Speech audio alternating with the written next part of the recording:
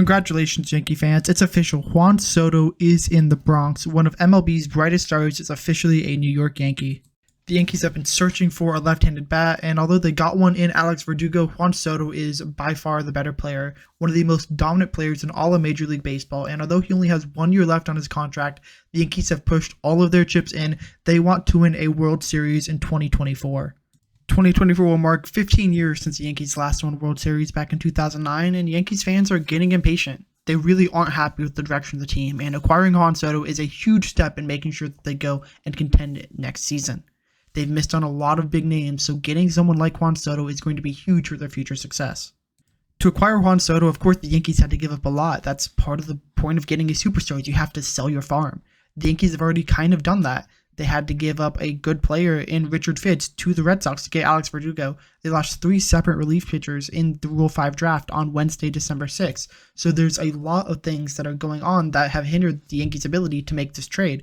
They've lost a lot of good players, and the back and forth between the Padres and Yankees have seemingly gone on forever and has kept the hot stove pretty cold up to this point. In this video, we'll examine exactly what this breaking Juan Soto trade has entailed. Did the Yankees give up too much? Did the Padres even get back a respectable amount of prospects that can help them contend? It's not like the Padres are just throwing in the towel. They're expected to be a good team. They want to win in 2024. So what did they even get back? This video should do a comprehensive breakdown of both teams, what they got, and how this will fare in the future. If you like what I do, please go ahead and hit that subscribe button down in the bottom right. You can do that with the baseball or in the link in the description below. It really helps out. You'll help my channel grow, and you'll get awesome baseball content, not only from me, but from other awesome creators out there. Without further ado, let's dive into the Juan Soto trade that sent the superstar to the Bronx and hopefully gives New York Yankees fans a thing to be excited about heading into 2024.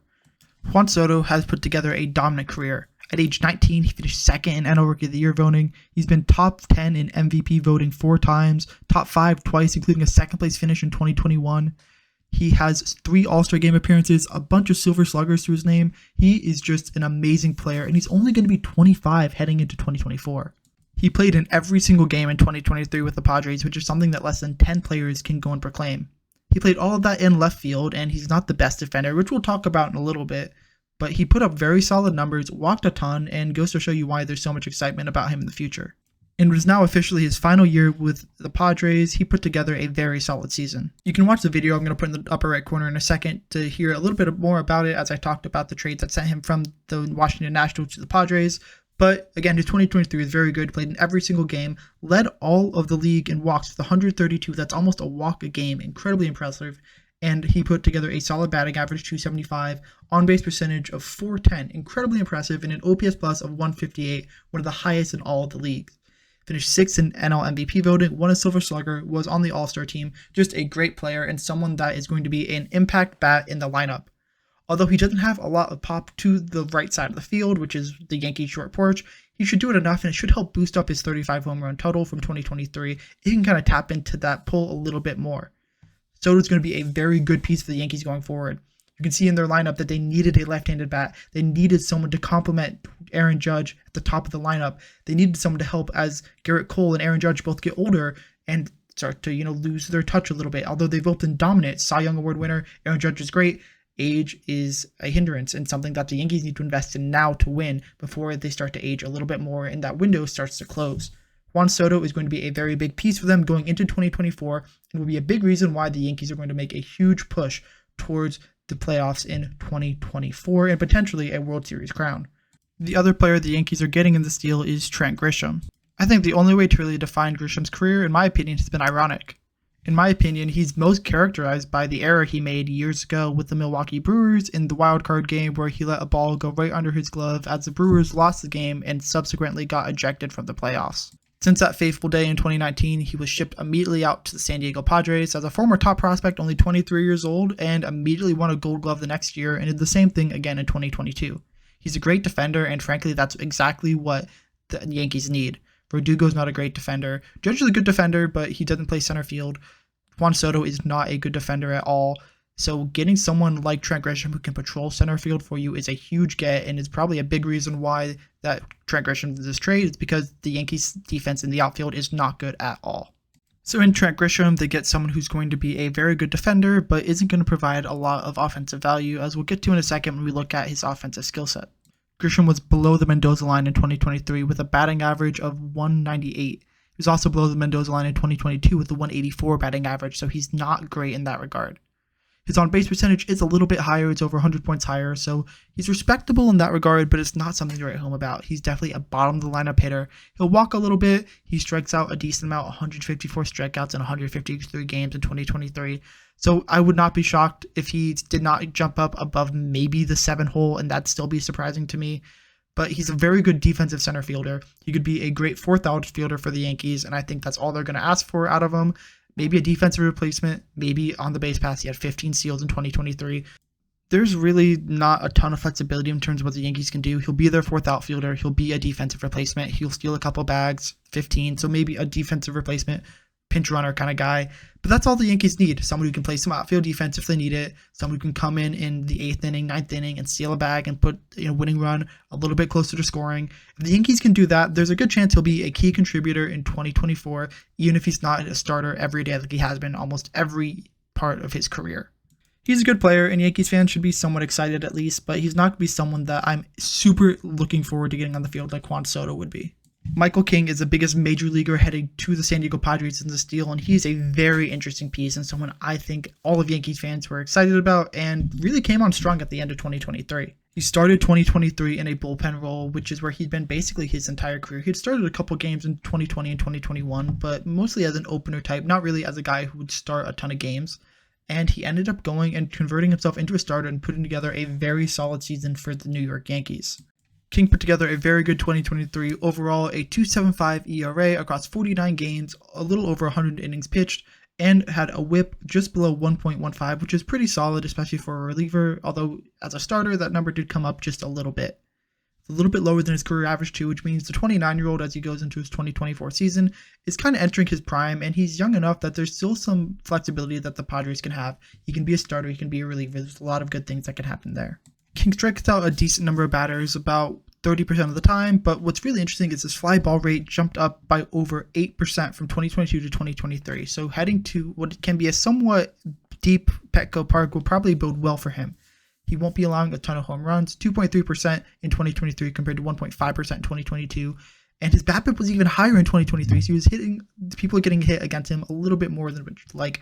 But the fact that he put things together, the Yankees fans really rallied around him and loved him. I wouldn't be shocked if in San Diego the same thing happened. He'll be a good piece going forward, but he's already at the major league level. He only has 2 more years of control after this, so we'll see exactly how things play out and exactly what the Padres do with him, because he can be a starter, he can be a reliever. There's going to be some interesting things that end up happening with Michael King in the future with the San Diego Padres.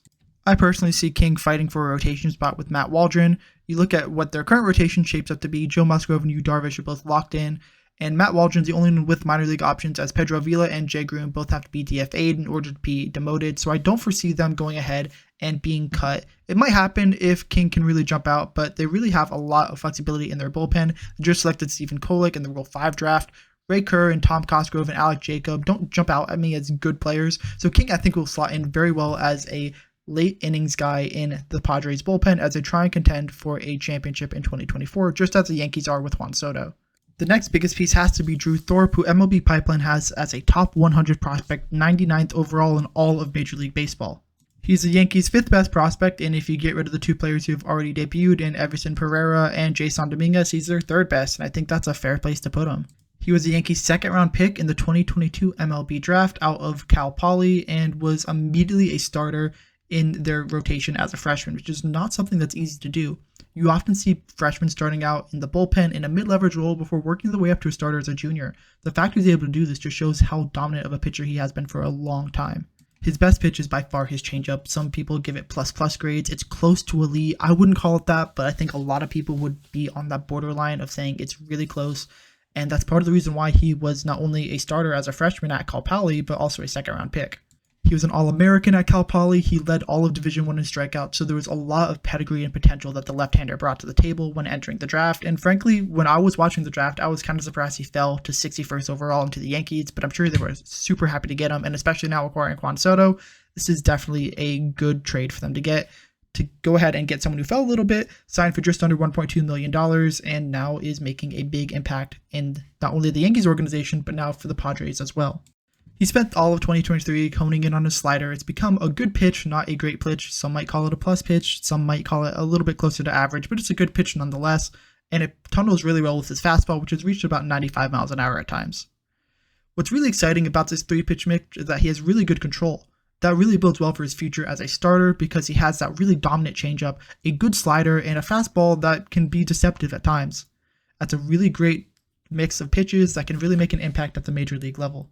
Thorpe reached AA at the end of 2023, and in 5 games, 30 1/3 innings pitched, he struck out 44 batters. That's more than 13 batters per innings pitched, and backed it up with a stellar performance every time he was on the mound. A 4-0 record, a 1.48 ERA, a whip of .066, only 5 walks. He was cruising. It was really impressive to see. His batting average again was .144. He was absolutely dominating hitters in AA, and I wouldn't be shocked to see him rise up prospect lists even further come 2024 when MLB pipeline updates. Baseball America does a good job of updating already, but he's definitely someone I would like to see rise up higher in the Padres organization, and he's going to be someone that's going to be very scary to watch out for. He might make a debut at the end of 2024, but I think realistically he'll make his debut in 2025 for the Padres, maybe even starting in their rotation on opening day. Thorpe is someone I'm really excited about, and Padres fans, if you're listening, you should be really excited about him. He's going to be by far the best player in this deal, and is someone that you should be very looking forward to for the future of the Friars organization. He may not make his impact this year, but he's going to be a very good player nonetheless. The other prospect acquired in this deal is Randy Vasquez, who already made his major league debut in 2023. MLB Pipeline has him ranked 13th out of all the New York Yankees prospects in their system at the time of this deal, and that's mostly because of his dominating curveball, but we'll get to his pitches in a second. Vasquez signed for only $10,000 out of the Dominican Republic in May 2018, but his whole journey has been really weird. He signed at the age of 19, and if you know anything about the international signing period, most players sign at 15 or even 16 years old, so 19 is relatively old. Additionally, May was not normally when players signed. Normally they sign in June or July, which is at the back end, which means he kind of came on late, almost out of nowhere. Additionally, most international players at the top echelon are hitters. You don't often see international pitchers come and be breakout stars until later on in their career, so Vasquez hasn't breaking out the way he has been a little bit of a surprise. And a big reason for this breakout is his curveball. It's a low 80s power drop with a lot of horizontal and vertical movement with elite spin rate, and he also has a fastball that can reach 100 miles an hour and ends up averaging around 93 to 95. He also has a slider he can mix in a little bit with a nice bit of sweep, and a below average changeup that's good enough change of pace, but he needs to get a little more control over to really be a dominant pitcher in that regard. Also, his control isn't great, and he has a very clean delivery. He just doesn't have a ton of physicality, which kind of impacts that control. He's 6 foot 165, so he's a smaller guy, not a ton of power in there, so the fact he can throw 100 is really encouraging, and he's 25 years old now, so if the Padres can tap into something, maybe add a little more bulk to him, he could maybe really become a power reliever in the long term. His 2023 was a little interesting. He pitched in 11 games, half starting after getting called up, and put together a respectable 2.87 ERA, but his underlying stats show something a little bit different. He put together a 4.98 whip and a 4.93 SIERA, which shows that his ERA probably wasn't as good as we expected to be, and his xFIP was 5.27, so he got a lot lucky during his short stint in the major leagues in 2023. You can also see that he did not strike out a ton of guys, only 7.9 per 9 innings, and walked a lot, 4.3 per 9 innings, so he needs to go ahead and get those splits to be farther apart, strike out more guys, and walk less guys to not only make it as a starter, but make it as a reliever as well. Those are not good numbers, and he has the stuff to be a potential back-end option, but he needs to go ahead and tap into that. He's 25 years old, and I'm sure it's exactly what the Padres are counting on. Someone that can go ahead, develop, hone in, and potentially be a late-inning guy now that they're most likely losing Josh Hader, and come in and be a good replacement and a good guy who can be called on in a high-leverage situation. He's not there yet, but if the Padres can tap into a couple things, there's going to be a lot of hype around him heading into 2024 and 2025, as the Padres hope to make the playoffs after missing it disappointingly in 2023. The only position player the Padres ended up acquiring in this deal was Higashioka, a catcher who Yankees fans have loved to appreciate over the past couple seasons. With Jose Trevino becoming a good player and Austin Wells a top 100 prospect starting to take over the catching reins, it became a little bit of a debate to see whether Higashioka would be a player that the Yankees wanted to keep going forward. He was certainly good, but he's old. He's heading into his age 33 season in 2024, and the Yankees had 2 catchers that they really liked, and it's really difficult to keep 3 catchers on a 26-man roster. With Higashioka out of options, it made sense to send him out to San Diego. Both Brett Sullivan and Luis Camposano are the 2 catchers that the Padres currently have on their 40-man, and I don't think either of them are really exciting in my opinion. Campusano has some potential, but it's not anything that jumps off the page in my opinion. Although Higashioka has had some good moments on offense, he is a great defensive catcher, and that's why you want him on your team. He's a great defender, he can frame pitches well, he's good at blocking in the dirt. That's the value you're getting out of Higashioka, and it's not going to be on the offensive side of the ball. So when you do see him in the lineup, you're not going to see him higher than 7th, 8th, 9th. That's kind of where he's going to reside, as you see with a lot of catchers in this day and age. There's some that have some good offensive pop, but for the most part, a defensive catcher is really important. You see that with people like Austin Hedges, where his defense ability is really the main reason he's even on a roster. Another classic example is Jeff Mathis, who you've probably watched the Foolish Baseball video about. The other thing is he's affordable. He's not going to have a huge arbitration cost, and with players like Manny Machado, Yu Darvish, Xander Bogaerts already occupying a large portion of the payroll that the Padres have to take up, getting a cheap catcher is going to be valuable for them. Offensively, Higashioka has not been great. A .236 batting average is better than Trent Grisham's, but his .274 on base is significantly lower, and an OPS plus of 85 is just not going to do it in the major leagues. For a catcher, it makes a little bit of a difference because that's a good enough OPS if you're going to be a defensive catcher, which he is, but for most other positions, it's not great, and it's not going to be something that's make an impact in your lineup. Again, 7, 8, 9 hole hitter is kind of where he's destined to be in what is a pretty potent Padres lineup, even without Juan Soto. Again, he's not going to be a breakout player. He's not going to be a star. He had a negative B-WAR in 2023, but that's just sometimes what you get with a defensive catcher, as defense is really hard to grasp in WAR, especially for a catcher, so it's not something I'm super worried about. He's a good player. Again, 34 heading into 2024, so we'll see exactly where he ends up. But for the Padres, it's a decent addition. Nothing to write home about, but nothing to scoff at as well. I think Yankees fans are going to miss Higgy. He's been a somewhat fan favorite for a while now, and I think his time in a Yankees uniform will not be forgotten by many diehard Yankee fans. The final player included this deal also made their debut in 2023, and that's Jhony Brito, a right-handed pitcher who split his time between starting and relieving for the Yankees in 2023. Brito was never a top prospect. He was never really on MLB Pipeline's top 30 or a Fangraphs list or a Baseball America list, so his resurgence didn't necessarily come out of nowhere, but it wasn't expected for him to be a good player at the major league level, and him included in the Juan Soto deal is somewhat surprising. Granted, now that he's made his major league debut, it's not super surprising, but if you'd have asked someone a couple years ago, they would have asked you who and why he would be included for baseball's brightest star. He ranks in the top 5th in fastball velocity across all major leaguers, and although some of his other stats aren't great, his barrel percentage is relatively low, he doesn't get a ton of extension, he doesn't have a great xERA or other advanced stats. He's a good enough pitcher, close enough to league average, that the Padres could potentially unlock something out of him and maybe make him into a good reliever or starter in the long term. I already mentioned that they have a lot of starting depth locked up in their rotation with no options, so I wouldn't be shocked to see Brito end up in the bullpen or make a rotation surge mid-season should someone end up getting hurt, as pitchers often do. Although his fastball is a good pitch, it can reach again up to 96 miles an hour, his sinker, changeup, and curveball are the 3 pitches he throws the most, mostly relying on his sinker and changeup on the outer edge of the plate. He likes to pepper in his slider inside. He only threw 1.6% of the time, but it was still an effective pitch, and it's not very well located, but when it did hit, it was a very good pitch. His curveball, he likes to throw more outside than inside, but that's just the nature of the way the ball breaks and the spin he has on the ball. He's a good player, nothing to write home about, but he's someone that could be very interesting for the Padres to try and develop in the near future. Brito somewhat reminds me of Randy Vasquez, as he doesn't have a super high strikeout rate, but his walk rate is a little bit lower, which is something that's very exciting. He'll be a good piece. He's not going to be a right home guy. His FIP is close to his ERA, and he's just not that great. His whip is pretty low, 1.2, but if he can kind of refine some things, he'll be 26 next season. I think things will go really well for him in the future. He's really young. The Padres have the potential to go ahead and use him in a variety of different roles, so we'll see how things pan out, and he has all of the offseason and spring training to go and develop himself, to maybe develop his slider a little bit more, to use a little bit more often, develop a nice 5-pitch mix, which could help him stick in the rotation. And if not, he has the potential to be a good, maybe middle relief guy, come in when it's a close game in the 6th inning and try and keep the game close. Now is the moment of truth. Let's grade this trade. Let's see how each team did. And for the Yankees, as much as I'd love to give them an A+ to get one of baseball's best stars, I'm only going to give them an A. We'll start with Trent Grisham, just get him out of the way. I think he's a good player. He's not a great player. He has not lived up to his hype that everyone thought he could potentially live up to. And offensively, he's just not good. He can get on base a little bit, but he's just not a guy you want in your lineup every day if you're contending for a World Series. He's more of a bench bat. And I have a feeling the Yankees might need to start to rely on him a little bit more in the diamond as the year goes on. If someone gets hurt, if someone needs a rest day, it's going to be very interesting to see exactly how that goes. Maybe they want to DH Soto a little bit more. It's going to be very interesting to see exactly how that plays out, and I just don't see him being a great piece. And for Juan Soto, my biggest gripe with this trade is just the amount of MLB ready talent that they gave up. That's exactly what the Padres wanted, but not a single player here, except for maybe the exception of Drew Thorpe, who is one of my favorite prospects in all of baseball, is ready to be pitching in the major leagues. Every single one is able to make an impact in 2024, and pitching depth is so hard to come by.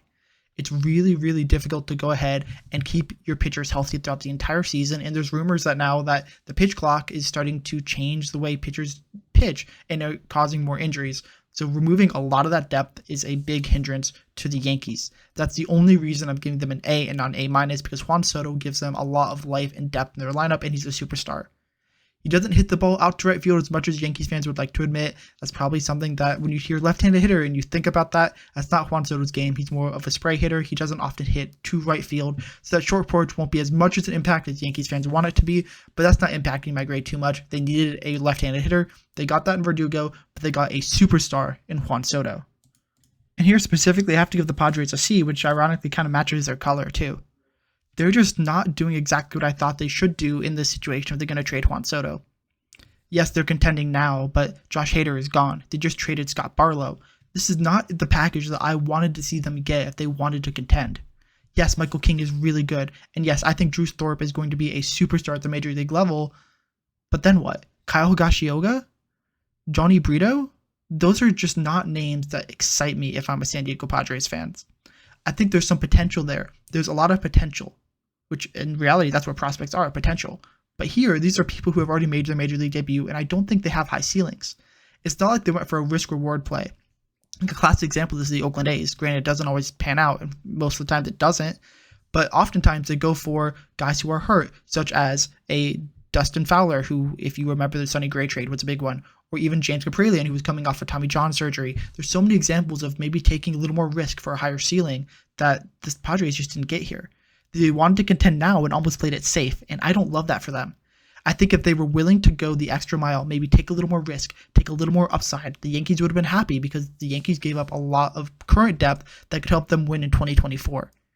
I don't think it's a horrible deal for the Padres. They needed pitching, they got pitching, but if Kyle Higashioka is the only addition to this lineup after losing Juan Soto, they're in for a rude awakening. And if these are the guys you get to replace Josh Hader and Scott Barlow, I'm not excited. Michael King's a great player, and I'm very excited for him and his future, but for everyone else, I don't think this is a great trade. I don't think Drew Thorpe makes his debut in 2024, and if he does, it's near the tail end. I just don't love this trade for the Padres. It's an okay haul. I think compared to what they gave up for him, it's a stark difference as well. But I don't want to compare it to that. I want to compare it for now. 1 year of Juan Soto, a rental, is much different than 2.5 years of Juan Soto, the superstar, with Josh Bell.